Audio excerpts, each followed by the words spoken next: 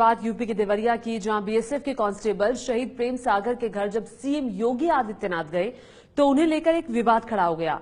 विवाद ये कि परिजनों की सीएम से मुलाकात के तुरंत बाद शहीद के घर लगाए गए एयर कंडीशनर, सोफा और कालीन तुरंत हटा लिए गए। ये तस्वीर शहीद प्रेम सागर की है।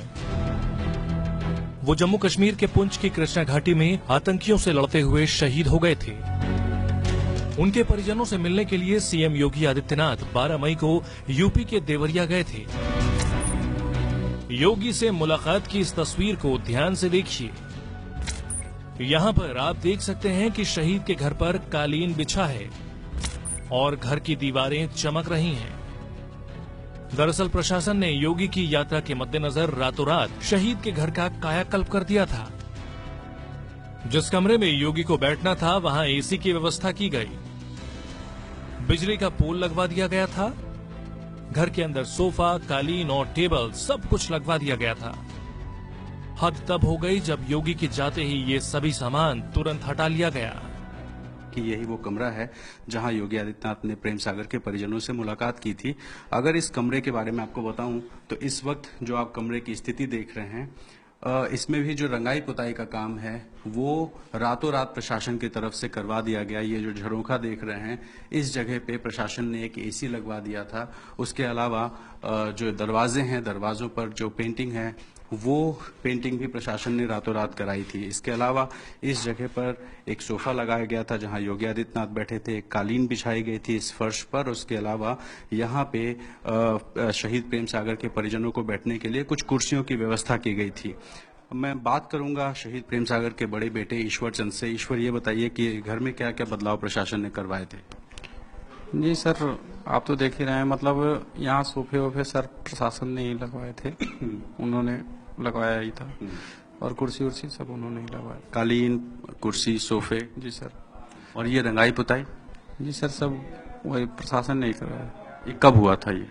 जी सर, ये रंगाई पुताई तो मतलब आदित्यनाथ योगी से आने से पहले हो गया था एक दिन। बाकी कुर्सी उर्सी उस दिन लगी थी। एसी भी लगा था? जी सर। यहाँ पे? जी सर। तो क्या कब वो लगा था? एसी सर आने के जिस दिन आने वाले थे उसी दिन लगा था। योगी कुल 14 मिनट शहीद के घर पर रुके। ये सारा इंतजाम सिर्फ 14 मिनट के लिए किया गया। खास बात यह है कि योगी की मुलाकात के दिन इस कमरे में मीडिया को भी जाने की इजाजत नहीं दी गई। घर की हकीकत जो है वो ये दीवारें हैं जिसपे आज तक प्लास्टर नहीं हुआ है, जिसपे चूने नहीं लगे हैं, और इसमें आज ये जो फर्श है ये मिट्टी का फर्श है। तो ये सच्चाई है जिसको प्रशासन ने ढकने के लिए रातों रात उस कमरे में विशेष इंतजामात किए, जिसमें योगी आदित्यनाथ ठहरे थे। और शायद यही वजह है कि मीडिया को भी इस कमरे में आने से रोका गया। विवाद की बड़ी वजह यह है कि सीएम योगी आदित्यनाथ को सादगी से जोड़कर देखा जाता है।